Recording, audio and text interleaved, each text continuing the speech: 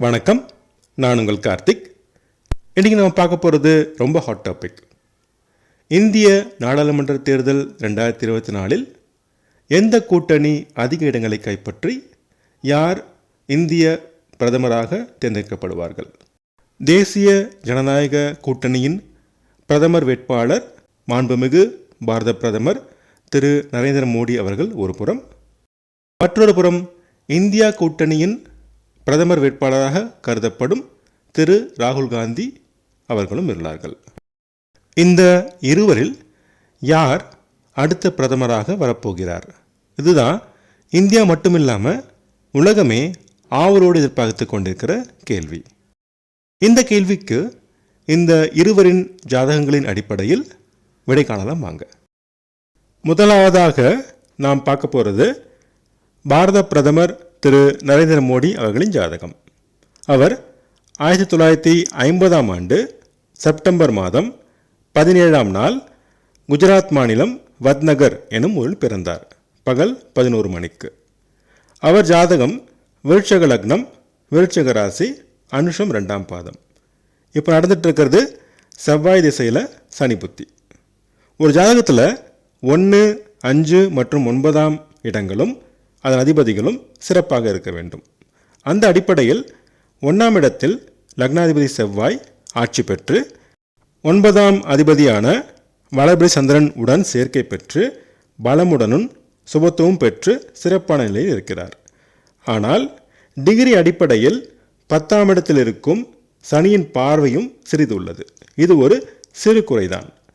நவாம்சத்தில் லக்ன புள்ளியும் லக்னாதிபதியும் சுபரான வளர்பிறை சந்திரனின் வீட்டில் உள்ளது சிறப்பாகும்.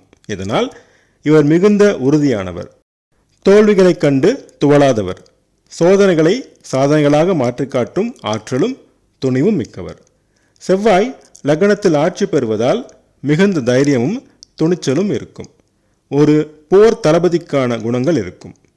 லக்னத்திற்கு சனியின் பார்வை பெறுவதால் அவரின் கொள்கையில் மிகுந்த உறுதியும் அதை சாதித்து காட்டும் வலிமையும் இருக்கும்.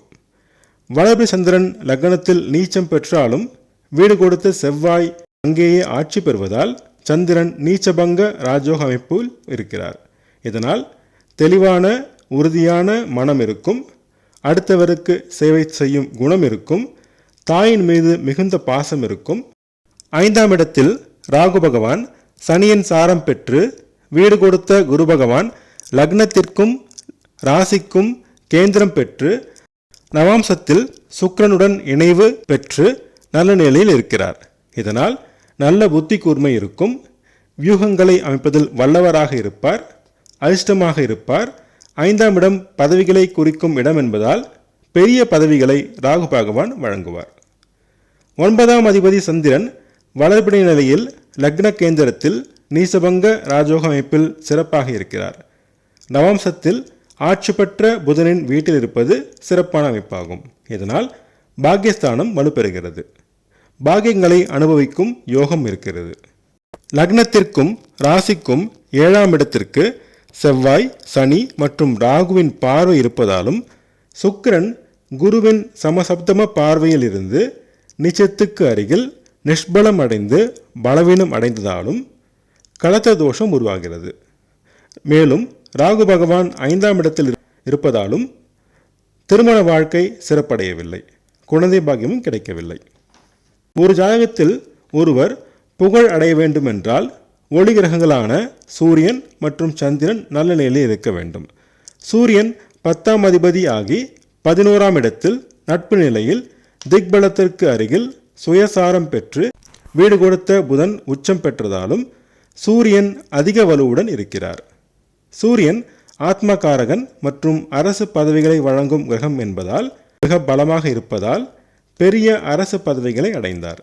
மேலும் சந்திரன் வளர்பிறை நிலையில் லக்ன கேந்திரத்தில் நீசபங்க ராஜயோக அமைப்பில் இருப்பதால் மிக வலுவுடன் இருக்கிறார். புகழ்ஸ்தானமாகிய 5ஆம் இடத்தில் ராகு இருப்பதால் திடீர் பெரும் புகழ் கிடைக்கும். ஒருவர் அரசியலில் வெற்றி பெற வேண்டுமென்றால் 10ஆம் இடம் 10ஆம் இட அதிபதி சூரியன் மற்றும் சிம்மம் சிறப்பாக இருக்க வேண்டும். 10ஆம் இடத்தில் இயற்கை சுபர் சுக்கிரன் இருந்து 5ஆம் அதிபதி குருவின் பார்வை பெற்று மிகுந்த சுபத்துவம் அடைகிறது. 10ஆம் அதிபதி சூரியன் திக்பலத்துக்கு அருகில் 11ஆம் இடத்தில் நட்பு நிலையில் சுயசாரம் பெற்று வீடு கொடுத்த புதன் உச்சம் அடைவதால் மிகுந்த வலிமையும் சிறப்பும் பெறுகிறார். சிம்மத்திற்கு மேலே கூறியது போல சுக்கிரன் அமர்ந்து குருவின் பார்வை சிம்மத்தை மிகுந்த சுபத்துவப்படுத்தி சிறப்படை செய்கிறது. அதனால் அரசியலில் மிகப்பெரிய வெற்றி பெற்று இந்திய பிரதமராக 2 முறை தொடர்ச்சியாக பதவி வகித்து உலக அளவிலும் பெரும் புகழடைந்தார். 26 மே 2014 அன்று சந்திரதசை ராகு புத்தியில் நீச்சபங்க ராஜயோக அமைப்பில் உள்ள பாகியஸ்தானாதிபதியின் தசையில் உயர் பதவிகளை தரும் 5ஆம் இடத்தில் உள்ள ராகுவின் புத்தியில் முதலாக இந்திய பிரதமர் எனும் மிகப்பெரிய பதவியை அடைந்தார். அடுத்து நம்ம பார்க்க போகிறது திரு ராகுல் காந்தி அவர்களின் ஜாதகம். அவர் பிறந்தது 1970ஆம் ஆண்டு ஜூன் மாதம் 19ஆம் தேதி பகல் 2:10 நியூ டெல்லியில். அவர் ஜாதகம் கன்னி லக்னம், தனுசு ராசி, மூலம் 1ஆம் பாதம். இப்போ நடக்கிறது ராகு திசையில் குரு புக்தி. பொதுவாக ஒரு ஜாதகத்தில் 1, 5 மற்றும் 9ஆம் இடங்களும் அதன் அதிபதிகளும் நல்ல நிலையில் இருப்பது அவசியம். அதன்படி அவர் கன்னி லக்னம் அமைந்தது செவ்வாயின் சாரம் என்பது ஒரு சிறு குறைதான் என்றாலும் லக்னம் வர்க்கோத்தம் அடைந்து லக்னம் பலம் பெறுகிறது. டிகிரி அளவில் லக்ன புள்ளியிலிருந்து குரு பகவான் 5 டிகிரி தூரத்தில் இருப்பதால் லக்னம் சுபத்துவம் அடைகிறது. இது சிறப்பான அமைப்பாகும். 3 மற்றும் 8ஆம் இட அதிபதி செவ்வாய் 10ஆம் இடத்திலிருந்து லக்னத்தை பார்ப்பது ஒரு சிறு குறை. லக்னாதிபதி புதன் 9ஆம் இடத்தில் நட்பு நிலையில் இயற்கை சுபர் சுக்கிரனின் வீட்டில் 11ஆம் அதிபதியான பௌர்ணமி சந்திரனின் சாரம் பெற்று குருவின் பார்வை பெற்று வர்க்கோத்தவம் அடைந்து மிகுந்த பலமும் சுகபத்துவமும் பெற்று சிறப்பாக இருக்கிறார். லக்னாதிபதி திரிகோணஸ்தானமாகிய 9ஆம் வீட்டில் அமர்வது யோகமான அமைப்பாகும். இந்த அமைப்பால் இவர் உறுதியானவர், தோல்விகளை கண்டு துவளாதவர், எதையும் துணிவுடன் எதிர்கொள்ளும் ஆற்றல் மிக்கவர். லக்ன புள்ளிக்கு அருகில் குரு இருப்பதால் நல்ல பண்புகளும் நல்ல குணமும் இருக்கும். நேர்மையான சிந்தனைகளை உடையவர். செவ்வாயின் பார்வை பெறுவதால் சிறிது அவசர குணமும் கோபமும் இருக்கும். அடுத்தது 5ஆம் இடம். 5ஆம் இடத்தில் எந்த கிரகமும் இல்லாமல் 5ஆம் இடத்தை 2 மற்றும் 9ஆம் அதிபதியான கன்னி லக்னத்தின் யோகாதிபதியான சுக்கிரன் 11ஆம் இடத்திலிருந்து பார்வை செய்கிறார். இது சிறப்பான அமைப்பாகும். ஆனால் அதே நேரத்தில் செவ்வாயும் சனியும் ஒரு சேர 5ஆம் இடத்தை பார்க்கிறார்கள். 5ஆம் அதிபதி சனி பகவான் 8ஆம் இடத்தில் நீசம் பெற்றாலும் வீடு கொடுத்த செவ்வாயும் அந்த வீட்டில் உச்சம் பெறும் சூரியனும் லக்னத்திற்கும் ராசிக்கும் கேந்திரம் அடைந்திருப்பதால் சனி பகவான் நீச்சபங்கம் அடைகிறார். ராசி கட்டத்தில் குரு பார்வை கிடைப்பது போல தெரிந்தாலும் டிகிரி அளவில் பார்க்கும் பொழுது குருவின் பார்வை சனிக்கு கிடைக்கவில்லை. மாறாக ராகுவின் பார்வை சனிக்கு உள்ளது. இதனால் 5ஆம் அதிபதியான சனி பகவான் சிறப்பான நிலையில் இல்லை. 5ஆம் இடமும் 5ஆம் அதிபதியும் பதவியையும் அதிர்ஷ்டத்தையும் குறிக்கும் இடங்களாகும். அது சுமாரான நிலையில்தான் உள்ளது. 9ஆம் இடத்தில் லக்னாதிபதி புதன் இருப்பது சிறப்பான அமைப்பாகும். மேலும் 4ஆம் இடத்தில் இருக்கும் பௌர்ணமி சந்திரனின் பார்வை மூலம் சந்திர அதியோகத்தில் புதன் இருப்பது மேலும் புதனை சுபத்துவப்படுத்துகிறது. ஆனால் 9ஆம் அதிபதி சுக்கிரன் பகை வீட்டில் இருப்பது சிறு பலவீனம்தான். ஆனாலும் சுக்கிரனும் சந்திரனின் அதியோகத்தில் இருப்பது சுக்கிரனை சுபத்துவப்படுத்துகிறது. இதனால் இவர் எல்லா விதமான பாக்கியங்களையும் அனுபவிக்க யோகம் பெற்றவர். நல்ல புத்தி கூர்மையும் நல்ல நேர்மையும் சிந்தனைகளையும் உடையவர். இதனால் நல்ல தந்தையையும் அதனால் அவரால் நன்மைகளையும் பெற்றார். ஆனால் பாவக கட்டத்தின் அடிப்படையில் 9ஆம் பாவகத்தில் தந்தை காரகனாகிய சூரியன் அமர்ந்து செவ்வாயுடன் இணைந்து சனியின் பார்வை பெற்று பாதிக்கப்பட்டதால் 9ஆம் அதிபதி சுக்கிரனின் தசையில் சனியின் புத்தியில் செவ்வாயின் அந்தரத்தில் 21 மே 1991ஆம் ஆண்டு இவரின் தந்தை திரு ராஜீவ் காந்தியை சிறு வயதிலேயே இழந்தார். எனவே 9ஆம் இடம் பாகியஸ்தானமும் சுமாரான நிலையில்தான் உள்ளது.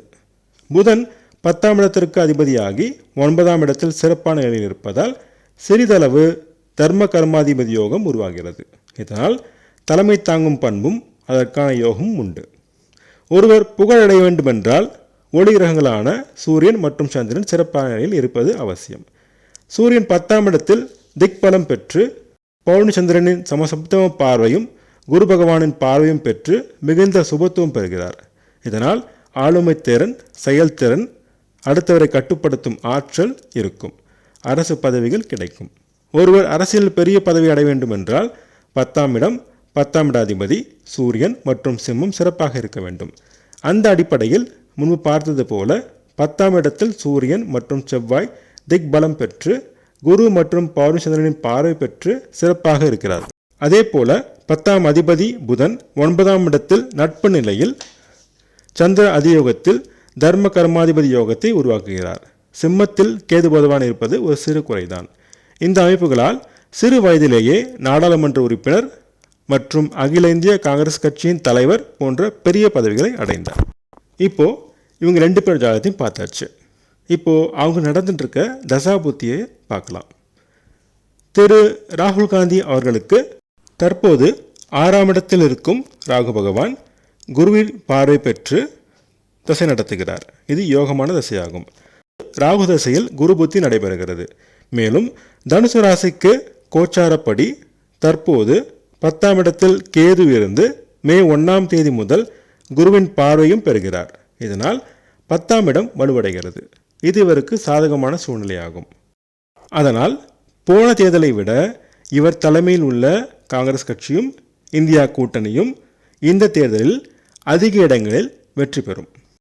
ஆனால் பிரதமர் பதவியை அடையும் அளவுக்கு வெற்றி கிடைக்காது. அடுத்து திரு நரேந்திர மோடி அவர்களுக்கு நடக்கும் தசாபுத்தியை பார்க்கலாம். தற்போது திரு நரேந்திர மோடி அவர்களுக்கு நடப்பது லக்னாதிபதி, லக்னத்தில் ஆட்சி பெற்ற லக்னாதிபதி செவ்வாயின் தசை. வளர்பிறை சந்திரனுடன் இணைந்து லக்னத்திலே ஆட்சி பெற்று சுபத்துவமாக இருந்து யோகமாக தசை நடத்துகிறார். செவ்வாயின் தசையில் சனியின் புத்தி நடக்கிறது. சனி பகவான் குருவின் பார்வை பெற்று சுக்கிரன் இணைவு பெற்று பெரிய அந்தஸ்து மதிப்புகளை வழங்கும் 10ஆம் இடத்தில் இருப்பதால் இது யோகமான நேரமாகும். மேலும் விருட்சக ராசிக்கு மே 1ஆம் தேதி முதல் ரிஷபத்திற்கு வரும் குரு பகவான் ராசியை நேராக பார்க்க போகிறார்.